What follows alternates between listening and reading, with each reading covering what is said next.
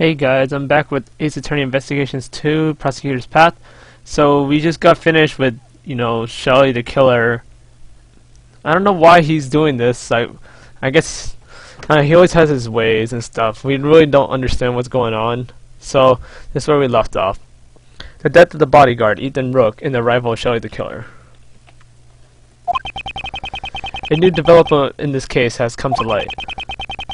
Under Knightley's direction, the door to the president's plane was open. After the paramedics attending Mr. Rook left, he set foot inside of the plane one by one.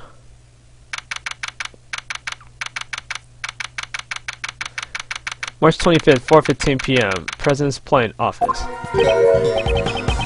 Oh my, where would the president be? Who knows? It seems that he's just behind that door. Still a coward, I see. You think he'd just show himself in front of a hitman? Haha, not a chance. Didn't I tell you already? My purpose here is simply to investigate the case. Well then, Mr. Prosecutor, we wait your examination of the body. Right. For now, I have no choice to obey and continue the investigation. The rest is up to Detective Gumption. I'm counting on you. The attempted assassination of the president became the murder of a bodyguard. Hee hee hee. It looks like you could use some help, Mr. Edgeworth. I don't deny it, but... See? Exactly. If that's the case, then it can't be helped. Just leave it to the great thief, Kay Faraday. Excuse me, sorry. Right. Are you saying we can solve this case? Nope. He said it with such certainty. Instead, I'll stick to being your support. Right. Let's get straight to the investigation. We need to buy time for the police to prepare. I'll draw out this investigation for as long as I can. Begin investigation. Let's check the body in a little bit, but I see some monitors over here, and only one of them seems relevant. The internal and external views of the plane are being monitored by these monitors. I won't rest until I inspect every suspicious nook and cranny. Okay, so what is this? What's this thing? Oh, that's the president's precious stuffed animal. I don't really get it, but it's some kind of keepsake. Don't touch it. Precious? That's unexpected. Hey, it kinda looks like there's been a break-in. Indeed, the area it stands on does look a little bit unnatural. Are those glass shards underneath the stuffed animal? This unnatural empty space, perhaps. Was there another monitor here? Yeah, it does kinda seem funky. The rest of it just seems like a plane, but I'll check out this one. This monitor shows what's happening in this room. They've got some pretty good tech. Is that so? I don't know much about these types of things. It even captures the fine lines around your eyes, Mr. Edgeworth. Oops, my bad. Those are the usual wrinkles around on your forehead. Okay, is that all you wanted to say? That's it for this. Let's check out this desk. I won't rest until I inspect every suspicious nook and cranny. So that looks like a bullet vest, first of all. That's one heavy-looking vest. The president's clothes must be made from some special fabric. Indeed, it's to protect against bullets. Wow, it even does that?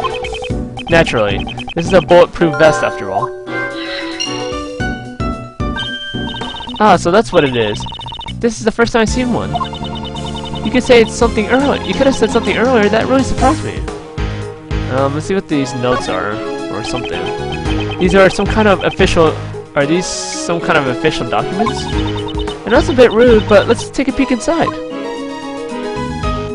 I think I see a contradiction already. This seems to be a security plan. It looks like we're the only ones that. It looks like the one we found earlier in the trash can. Yes, it does. But what's this? Something seems out of place. Okay, that's what I thought too. Like, they said, even when I looked at it before, like, Rook is supposed to be on the opposite side, not on this side. Okay, so let's deduce.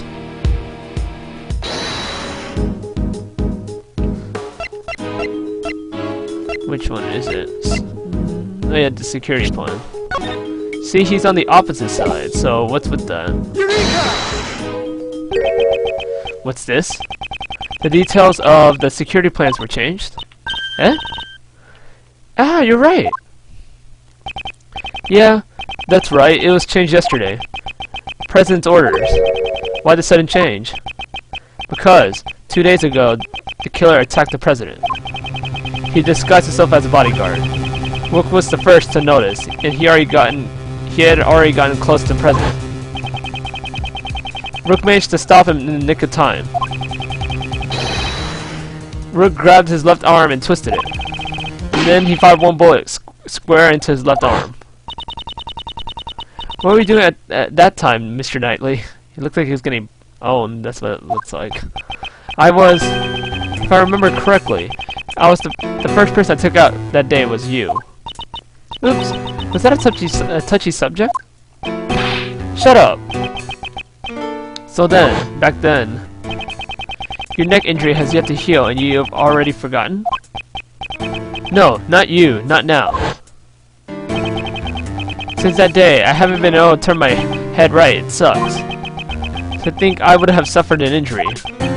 Ethan Rook. You could have said he was the most capable individual. Unlike this man here. What's so different between me and Rook? I believe you're about as different as a pawn and a queen. What? So you remember Rook's name because he was highly capable. Correct. While disguised as a bodyguard, I happened to hear his name. There's no way I could forget that name. Only a select few have ever been able to injure me.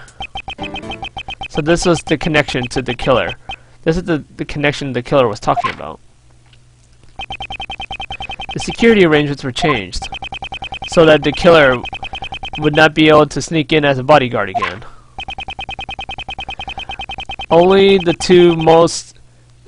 President's two most trusted subordinates would accompany him on the stage. In short, me and Rook.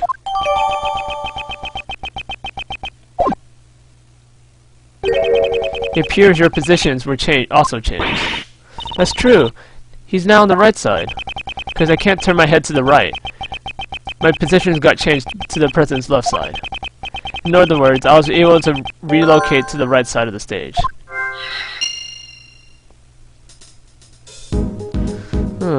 What is this thing?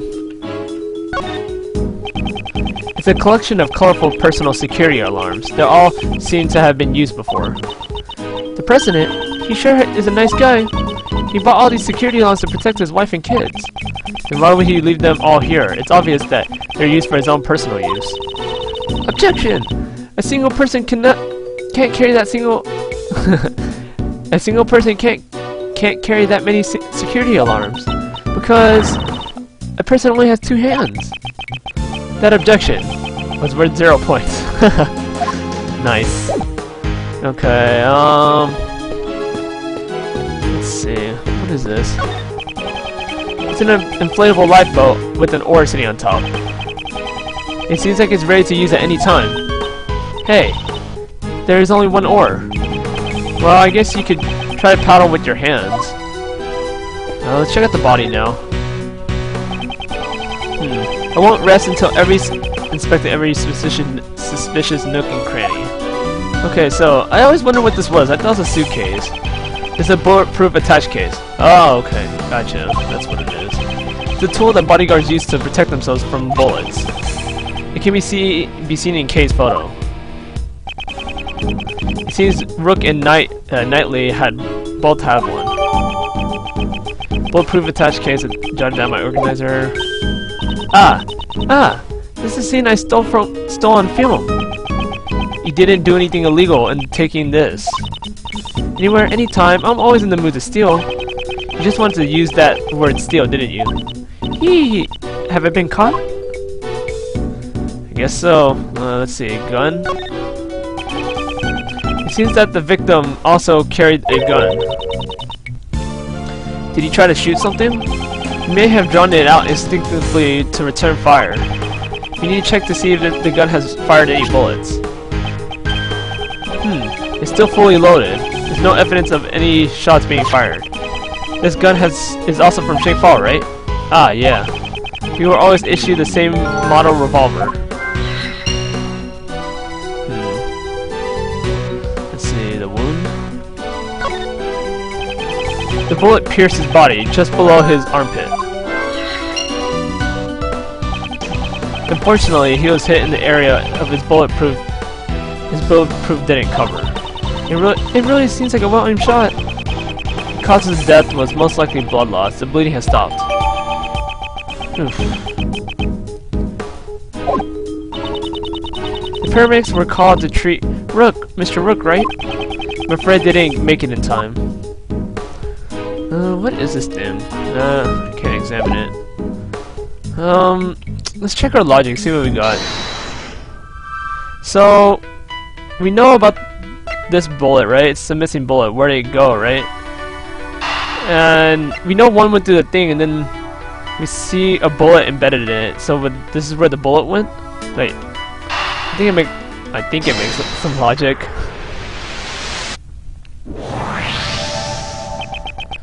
Two bullets were fired. We all know that from the number of gunshots. One bullet hit the steel samurai balloon, and the other took Rook's life. But didn't a bullet also hit the president's bullet vest? Right.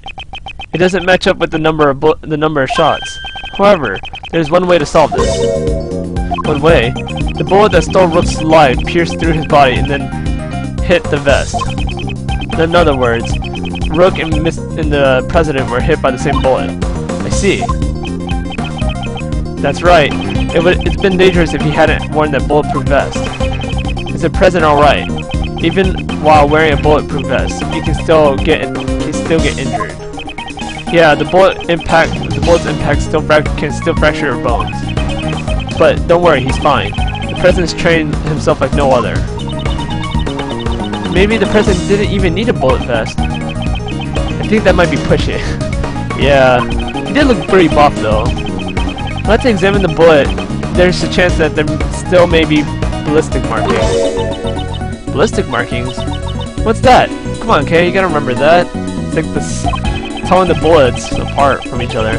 Ballistic markings are always left on a bullet. Each gun leaves a different marking. So if we examine the ballistic markings, we'll know which gun the bullet was fired from. You could say that it's like a gun's fingerprints. I get it now, let's investigate right away. Think that'd be difficult.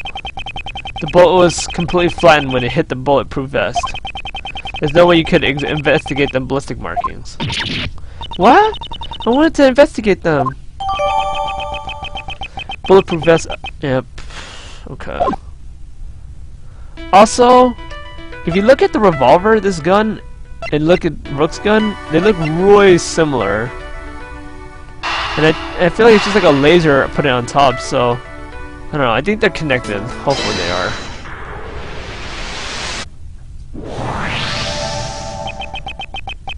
These two guns, they're the exact same model. These guns came from Shing-Fa. Assassin's revolver. Looks like all the bodyguards were provided with guns from Shing-Fa. Indeed. Are those guns rare? No, not particularly. They're not easy to obtain domestically, but it isn't impossible either. What? I thought there might be a treasure. Yes, it's unfortunate. Mr. Edgeworth, are you talking about the treasure? Not quite. If it was quite a rare model, it would have been easy to identify. Evidence can become a even evidence can become a treasure. Oh, sorry. I see. Even during investigations, you search for a treasure. Well, I didn't quite say that. Okay, let's investigate. Where's the treasure? And suddenly she's motivated. Now then, I've grown weary of this investigation. Still no sign of Detective Gumshoe. Mr. Prosecutor, have you uncovered the truth yet? No, not yet. I see. In that case, would you like to speak with someone who is involved in the incident? Someone involved in the incident? You mean... Is there not one more witness just behind those doors? Of course, the President himself.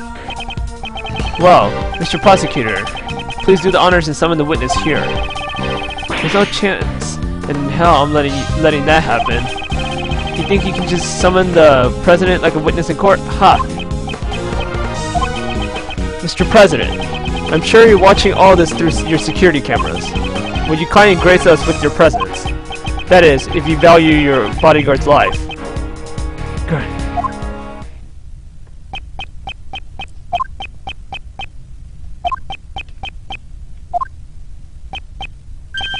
I see. Mr. President, what sort of man leaves another to die on his behalf? Mr. President! Stop it! Take it easy, hey! Still nothing? Come on, Detective Gumshoe. Oh, what the heck? Ah! What? The lights. My apologies, Mr. Prosecutor, but I wouldn't try anything if I were you. It seems I'm unable to reach the President, even with Mr. Knightley's life. Stop! Ah! She knocked out Kay! The killer, you! However, I already have seen the truth. Where? Where is he? Oof! Just hit me in the head? Damn. I leave the rest in your hands, Mr. Prosecutor. What does he mean by that? What does he even mean he leaves it in our hands? Edge. Mr. Edward! Detective Gumshoe? Mr. Edward, sir! March 25th, 4:45 p.m. President's plane. Office.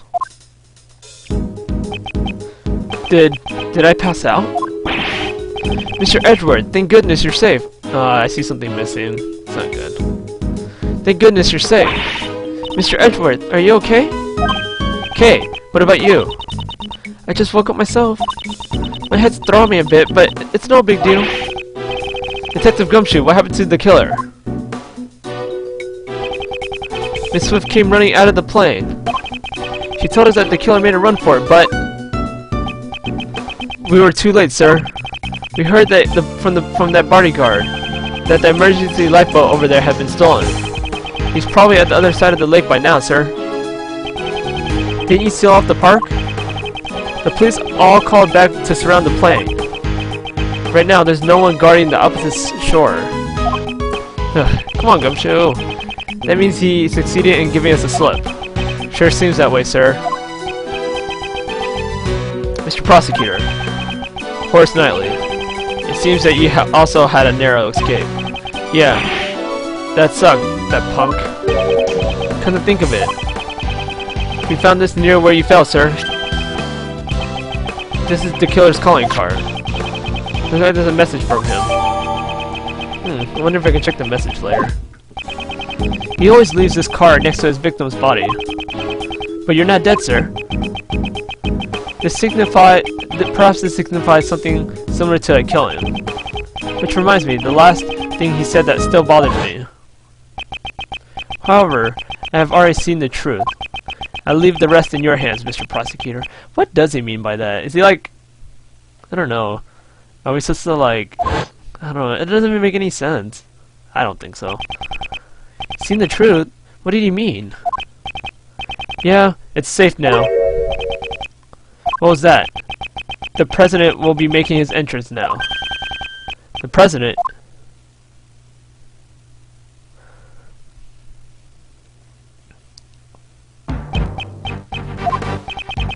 This man is the President of Xingfa, Di Jun Huang. You are? It's an honor to meet you. My name is Miles Edgeworth. I'm a prosecutor. He's ripped. I am Di Jun Huang. I have heard of your deeds. You saved my country from a great crisis. Is he referring to the Yaro Garatsu case? I was simply solving a murder, nothing more. Such modesty. I have been observing your investigation. An astounding performance, despite allowing the killer to get away. Thank you very much. So he was watching through the security camera. However, I regret that it ends here. What? What do you mean? Heed my words, foolish prosecutor. You should have already been informed by Knightley. This investigation will be handed over to the esteemed police force of Xingfa. Now that the killer's gone, they intend to take over the investigation. Hey pal, what are you doing? What's with that attitude? It's all because of the killer and Edgeworth that... Enough, detective. Mr. President, I cannot agree to this. Why must this investigation be handed over to your country's police? Why, you say? Know your place, puny prosecutor. Must I explain my actions? Nay, I think not. You shall hand over your evidence you found so far and leave this planet at once. Hey, Mr. Prosecutor, be a good boy and do as you're told. I cannot resist any longer. Man, stupid president. He's probably hiding something. That's what it is. All the evidence handed over to Knightley. Why? Why won't he allow me to investigate this case any further? Now then, would you kindly take your leave? Knightley, place this suspect under firm arrest. I'm on it, Mr. President. An attempt on my life, the murder of my subordinate? Such evil, such a sin. I didn't kill anybody. I swear. Shut your trap, lady. You dare question me? You dare stain this world with deceit? Should we pardon this sin? Nay, absolutely not. It is the most unforgivable. My reason being, there's no mistake.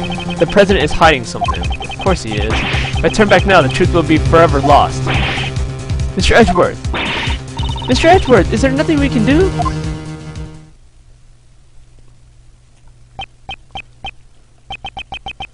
I remember. Just countless times I faced this dilemma in the courtroom. The lies of the witness, the rebuttals of the defense. I did not always have evidence to counter them. Nonetheless, I was still able to draw out the truth from them. That's right. My words alone are my weapons. Didn't you bring Phoenix Wright like a cameo in here?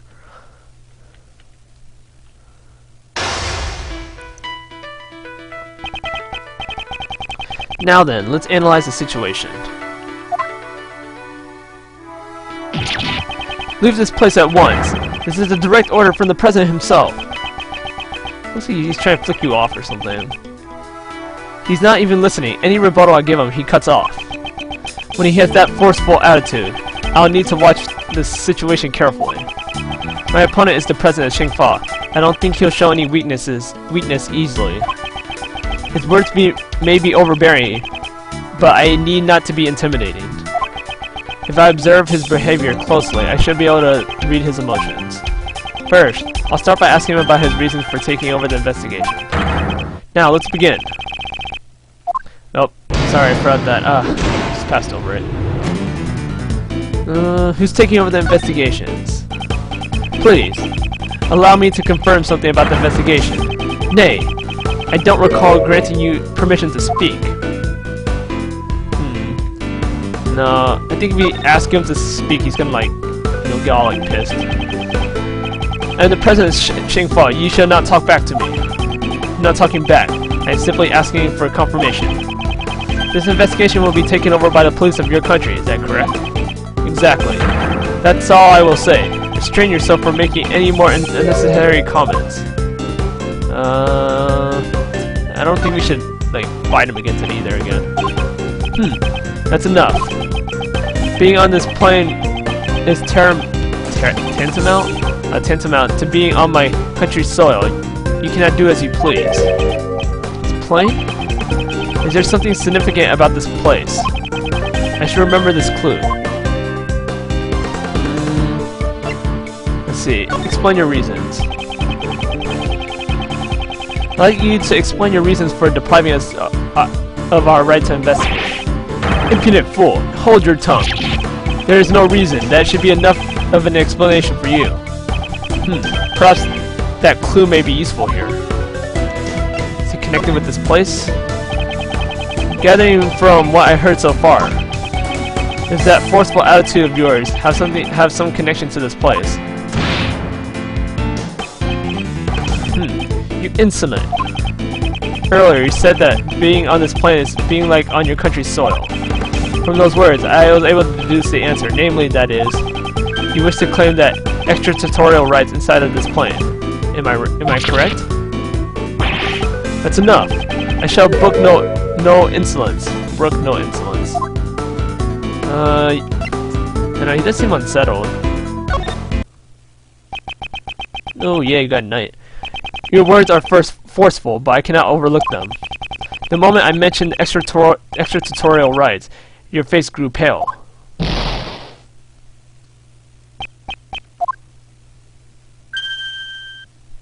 He reminds me of the other guy in the first game at the last case.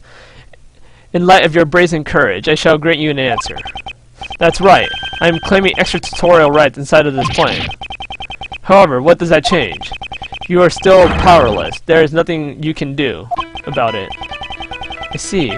Under international law, the plane would be considered Shangfa. How convenient. If he wishes to stake this claim, I shall question its validity.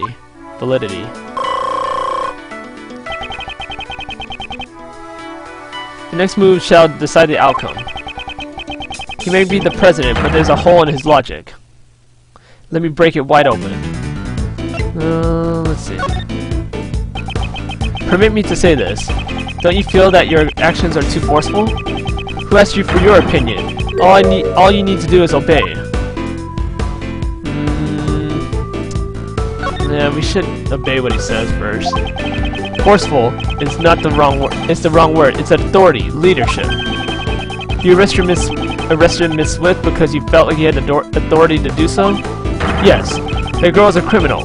There's no room for a dispute.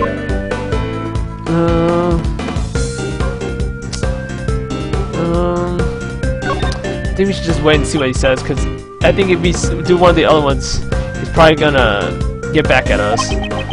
The shooting took place outside of the plane. Only she could have done it. That's it? Oh, that's it. The shooting occurred outside the plane. This could have been a very important clue. Is your claim valid? Yes. So now that means the shooting outside. That means we can investigate still.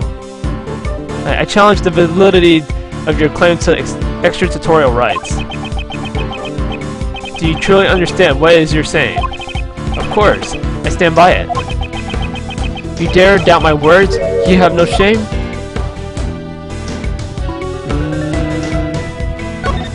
Let's see. Such irredeemable ignorance, it troubles me greatly. There's no need to worry. I do not need to be saved. It is Miss Swift whom I wish to save from these false charges that you have laid against her. I admire your tenacity. However, your wish is unattainable. The extraterritorial laws are unshakable. This plane is Shangfa territory. It's time to use that clue. Yeah, the game came for outside.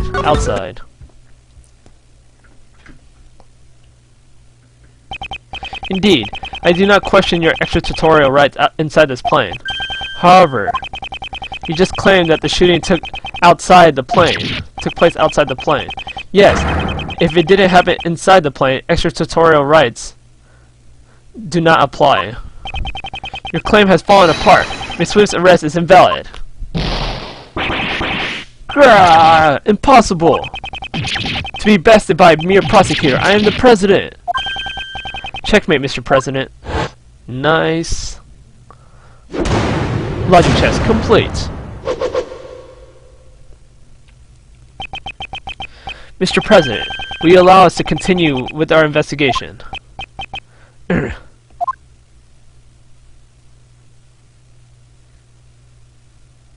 that a yes? Aye. Yield. I will allow it. My heart is generous. My heart is tolerant and merciful. Therefore, as such, certainly, thus we shall. It is our duty for the most noble of cause. Gentlemen, now is the time. I, the President of Shangfa, for the sake of the investigation. This guy sure likes beating around the bush. Knightley, we have received the President's permission. Could you return our evidence? Tisk, here. Knightley returned all of our evidence. Yeah, give it back to him, dude. You did it, Mr. Edgeworth? Indeed. Now we can resume the investigation. It's funny how happy you are just because I gave you your precious pieces back. Let's see how well you use them. Pay attention then. Here's my next move. Mr. President, may I make one more request? May I make one more request of you? Would you please testify about the moment of the incident? Testify? Hey, hold on a second. That's your next move? Isn't that sort of thing you leave to the courts? Naturally, it's a courtroom procedure. However, I still like to hear what he has to say. If he refuses to cooperate with the investigation, he will have to give a clear reason. Nice. Is there something wrong? No, your neck feels stiff. Knightley, stand down. I shall grant the Honorable Prosecutor's request. I thank you for your cooperation. Now, hear my words. Okay, let's hear his testimony, and then I think next time we'll actually go through with the testimony. Where was I when the incident occurred? Ah, yes, the stage. Then, Rook and Knightley suddenly appeared and stood in front of me. After that, I heard a gunshot and a red balloon bursting. And so, those two attempted to escort me into the plane. But then, the second gunshot. The bullet pierces Rook's body and struck my bulletproof vest. If that's the case, then the president's a victim too, right? It's an assassination attempt. Mr. Rook just happened to get caught up in it, unfortunately. Isn't that strange? Why would the victim want to interrupt the investigation? Of course, if this comes public, it would cause problems. I see. There is still some deep, dark secret behind this case, right? Certainly the President, and perhaps Knightley too, know of this secret. Without fail, I shall reveal for all to see. Rebuttal. Okay. So we're gonna leave off right here, guys, and I hope you guys hope you guys are enjoying so far. It's getting pretty intense, and this case is pretty good so far, and we know something's up, so I hope we figure out next time, okay? Subscribe, guys, hey, and comment. Hey, thanks. Bye.